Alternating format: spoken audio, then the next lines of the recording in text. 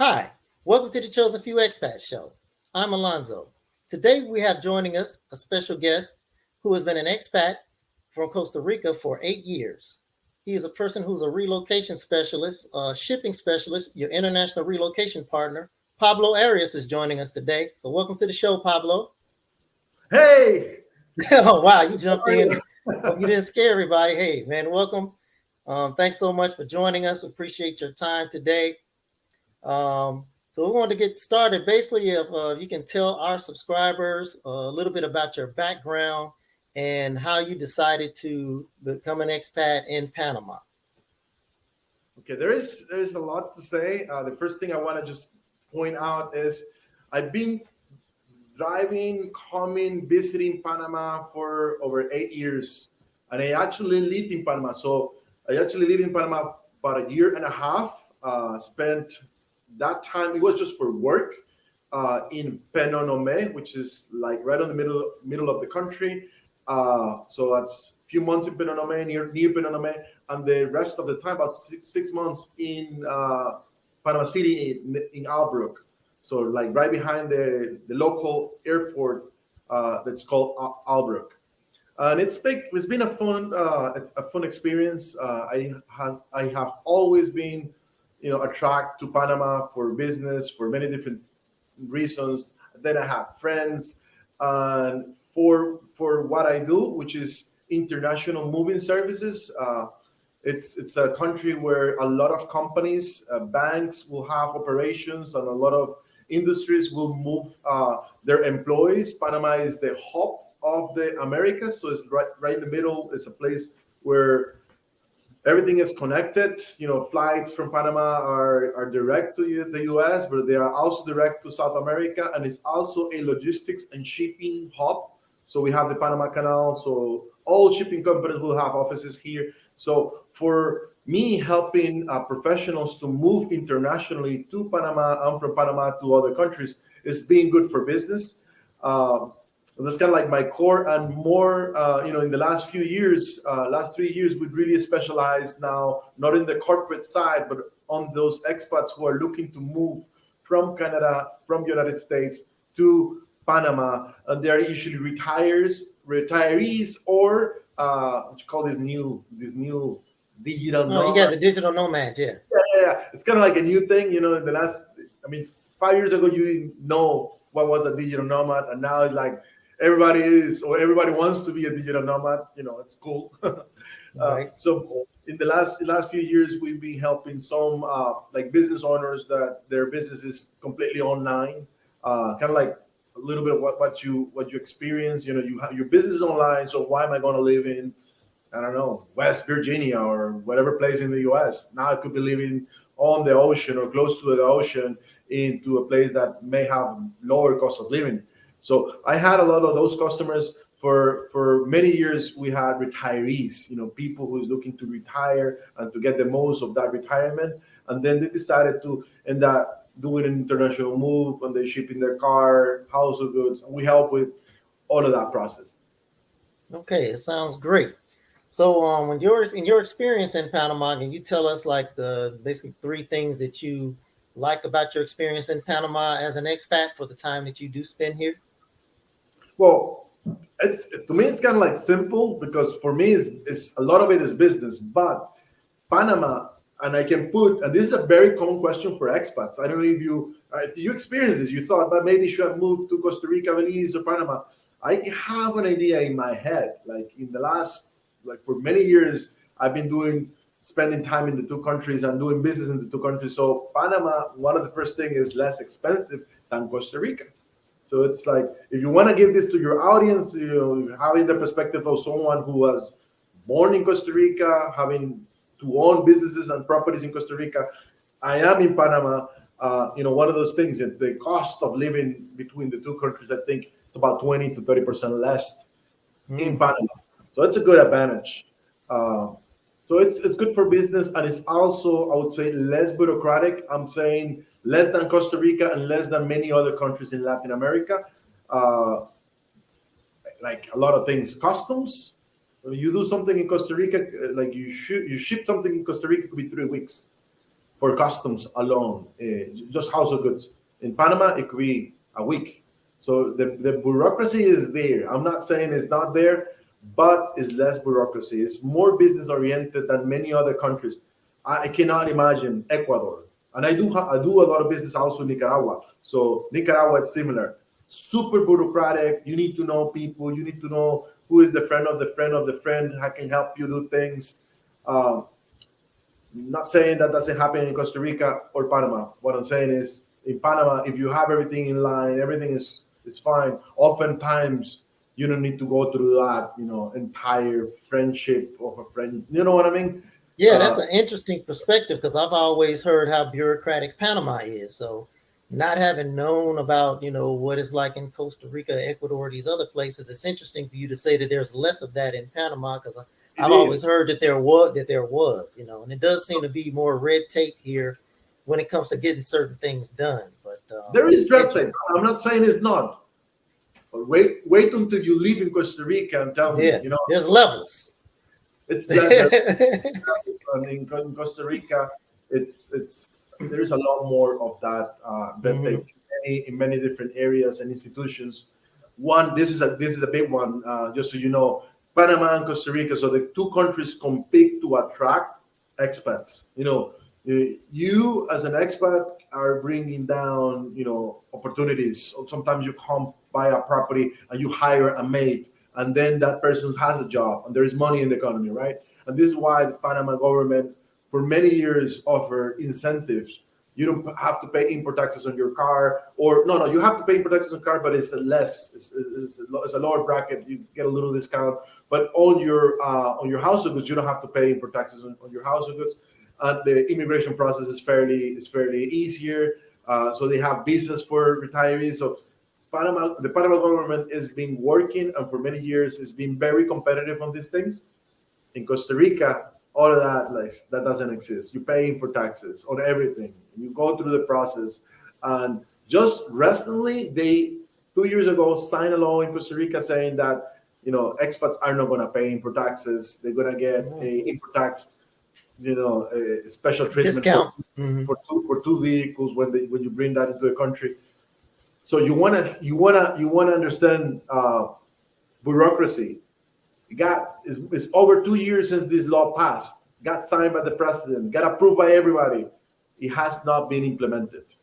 The bureaucracy of implementing a new rule within Costa Rica could be years before that is even useful to the expat or useful to somebody who wants to move. In the other hand, here we have this law, and things move a lot quicker. And they want to do something, uh, and COVID is a big example. So they want to have everybody on their house, like the curfew, and they did it. In Costa Rica, they can't do that because it's not a military. They don't have no military background or anything like that. So you still want to walk outside. It's not a big deal. So it's some differences. Honestly, I love both countries. I love both countries, and I can easily adjust to people, to countries, to cultures, and I love the adjustment as well.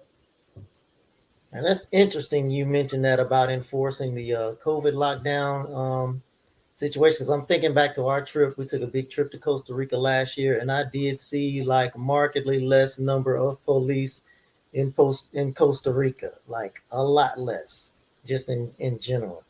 So it's interesting that you brought that out. Thanks.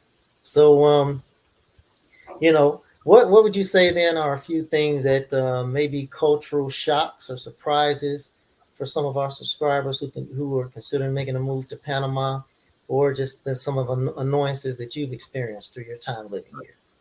All right, I'm gonna give this perspective out of somebody that lived in the U.S. and I used to service customers who will buy, high ticket items. Uh, Also within a retirement community, that's Hilton Head Island in South Carolina. So most of the customers I used to service, they were like 50, 60 years old, 65, uh, and now in Latin America, not just Panama, but Panama is one of them. Latin America, the culture, we don't want to say no. We don't confront as easy than maybe if you are from Europe. Europe, any European country, you can easily say no. But if you talk to somebody here, you talk to perhaps your contractor, you talk to the guy who's gonna paint your house or your mate, and then you give them an instruction, or you ask them, hey, can you finish by Friday on your contract? And they're gonna go like, hey, yeah. No You're hay gonna problema. and this is kind of like, I get this across the board in Nicaragua, Costa Rica, Panama, in Latin America, in Mexico, it happens all the time. Hey, can you do this for me? And yeah, like, yeah. And then that day, it's not happening. The day that it's supposed to happen is not happening. So you need to understand how to read this and how to protect yourself against it, or sometimes even create ways to protect yourself. Meaning, if you're hiring somebody to paint your house, and then you say, well, can you do it on Friday? And then, yes, well, okay, I'm gonna pay you on Friday after you finish. So that's going to increase the chances of you getting things done, because once pay somebody, they might drag their feet, and it's going to be longer. So I think it's a big cultural shock from what you see in the US. In the US, you have other means to protect yourself as a consumer. In Latin America, it's harder, and it's just a bigger deal to get somebody, call your attorney, and get somebody to do something for you. Once you already pay, for a service, then it's hard for you to get that money. Oh You're gonna yeah. get maybe, but you're gonna get the service not in a week, but maybe in a month or a month and a half. And that's not fair. But it's kind of like what I see that happen a lot. So it's good for our expat community to understand that everything they do, I know we want to trust people. Good people do believe that everybody is as good, and everybody has the same values, and I'm not saying everybody is not good, but what I'm saying is, don't be naive, and find ways to protect yourself in any transaction, from a contractor or from anything you do. I think it's a good idea. And I see it as a cultural thing. Sometimes it's not even they want to do it on purpose. Sometimes you can have the contractor guy. He didn't. He just not. He has a guy. This guy do not have work all the time. So he get two houses on the same week. He's gonna say yes to the two, Oh even yeah.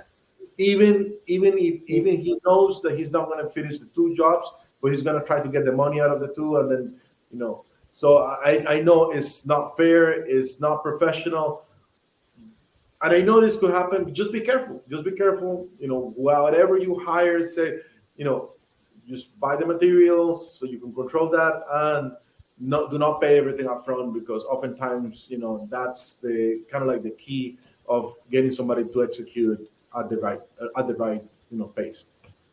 Okay. Yeah, that's great advice, man. Great advice. I mean, I So have to hire people all the time. We hire people from our company, and we have we enforce ways to get things done, as a process. okay. So tell our subscribers a little bit about your business, your shipping business, International Relocation Partner, and the services that you provide. All right, we are I want to simplify this. We are a shipping company. We are a shipping company. That's kind of a simple thing, to say. We are an international shipping company, but we just really want to focus on the expat communities. We really want to focus on solving the issues and the pain points of those customers that oftentimes do not have a contact in Panama, or they have very few contacts in Panama, and they don't know a lot of things. So we want to, and we know they need an advisor. They need somebody to talk to that walk them through the process, and show them, okay, be careful with this. Do not ship these things, because our competition within the US or other countries, first, because they're not in Panama, they don't understand these processes as well. They may have some experience, maybe, but they don't understand what's happening, what is the day-to-day of the ports in Panama and customs in Panama. So they offer you a service, they give you a contract, everything looks good and professional, but how often are they shipping a container to Panama? Maybe not that often. And and the customer just they need to know, and they don't know what answers. I mean, what questions to ask. So what we do for the customer is we set up a consultation call. We spend sometimes an hour with each customer, and we listen what is that you're looking to do, and then we advise on your particular project. And we ask you, are you bringing your tools or your car? And then based on the information, then we go into explaining what applies to your specific case. And this often leads, I mean, we do this 6 to 8 times a day, every day. And this often leads into the customer saying, no, this is not for me. No, I'm not going to ship this, because we're being upfront. We're telling you this is going to cost you the port fees, and this may happen, and please do not ship your vitamins. And it's like, okay, if I cannot ship these things, and then it's going to cost me this much, and then it's going to be maybe 2 months for the transit and all that. That gives you the opportunity to say, no, this is not for me. I'm just going to wait, or whatever. Oftentimes, where the customer, is not going to get our services, but I do think it's fair. I think even though they don't become our customers, they oftentimes refer us to other people. So we are always busy with the consultation calls, and out of those, some use our services, and the ones that decided to use our services because we are kind of setting the expectations very well up front, they 90% of the time, you can look at our Google reviews. You go type International Relocation Partner, Google Maps, read our reviews. Out of 45 reviews, all of them, maybe one give us a lower rating. So like 4.9 rating in Google Business Reviews. And this Excellent. Is because it's by design. We are designing to say, this is how it's going to go. And we do our best to manage your project. But we are not going to lie to you. I mean, we are not going to set wrong expectations and telling you the shipment is going to be here in a week, because it's not going to be here in a week. And then you're going to end up being angry at me. So, we're talking about those cultural differences. We know how to treat and what our customers in the US and Canada are expecting. And we are setting our business that way. Very, very important. Very important. Man, I wish I'd met you before we made our move and shipped our container down here. It sure would have been a lot easier. I did do some homework. You saw the video, so I thought I did some homework, but it's like you said, you don't know, especially on this end in Panama, exactly what to do, what to expect. And I kind of did it in segments, worked with different companies as far as getting the shipping container, getting it picked up, getting it shipped down here, and then a freight forwarder to pull it into Panama. But your service you provide is door to door. That's correct? Yeah, we do everything. Just want to say something there. If you guys haven't looked at this video about shipping, he Alonso has this video where he get 3 quotes, talk to all of these providers. It was a good research. I mean, it was a pretty good research. And I did it. I don't remember. I don't know if you remember, but I my company comment on a little technical answer to or opinion of the process, and I thought it was a pretty good research. But guess what, Alonso? I'm just gonna change my voice on this. Guess what?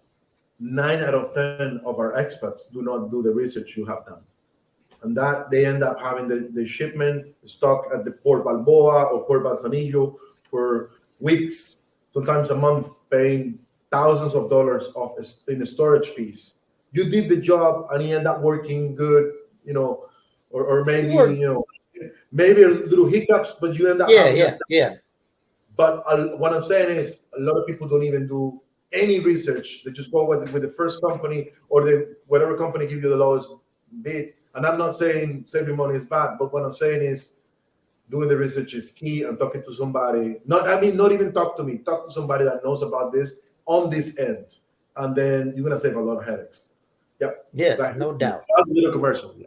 No, that's fine, man. No doubt. So, man, this is some great information you're providing. So you also have a YouTube channel. I mean, since you mentioned watching our video, so we do want to make our subscribers aware of your YouTube channel. So if you could show them that and how they can come to your channel, watch your videos, subscribe, and follow the information that you provide.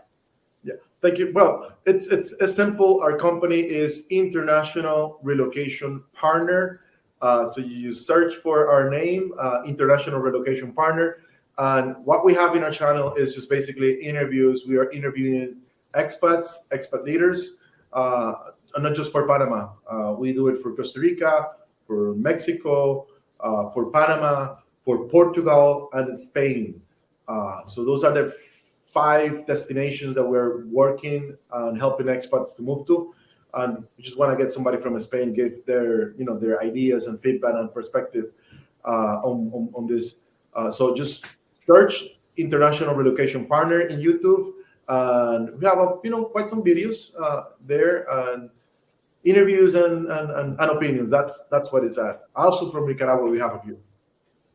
Okay, yeah, that sounds great, man. So what is the typical ship time? So you mentioned you don't want to give any people like any false expectations. Oh, your shipment's going to be here in a week or whatever. So when they go through this process, generally how long is it from kind of like start to end? Arranging for the container to come pick up their materials, getting it to the port, getting the ship down and getting it pulled in. Generally, how long does that take? It's very easy to answer, and it's not the same. I mean, it could change.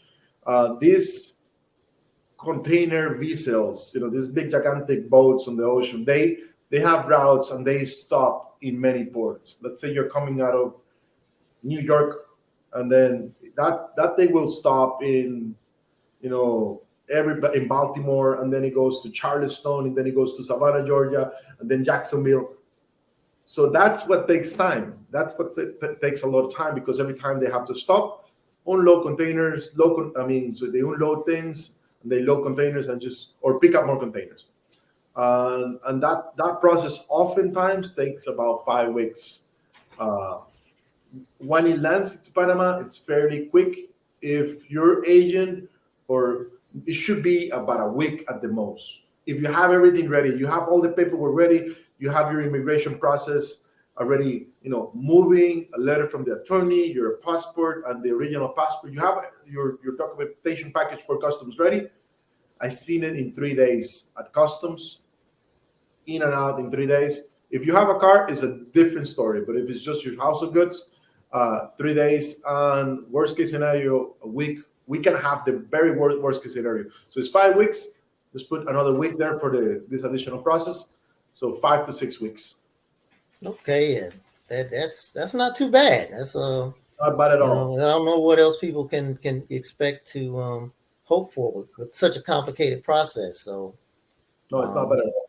Yep. So just want to thank you for joining us. That was our last question, but we do have a couple of segments we like to wrap up with, and one of those is Hechos Divertidos de Panama, like Panama Fun Facts. It's just for some of our subscribers out there who are still learning about Panama. We like to put some information out there, So one fun fact about Panama is, and one reason why we ended up moving here, is that there are no active volcanoes in Panama. So I think the last eruption was somewhere around like 1550 or something like that. But whatever volcanoes they had here are all dormant. They've pretty much been pronounced dead. So I think Panama may be the only country on the Ring of Fire that does not have any active volcanoes. So that's one fun fact about Panama people may not know.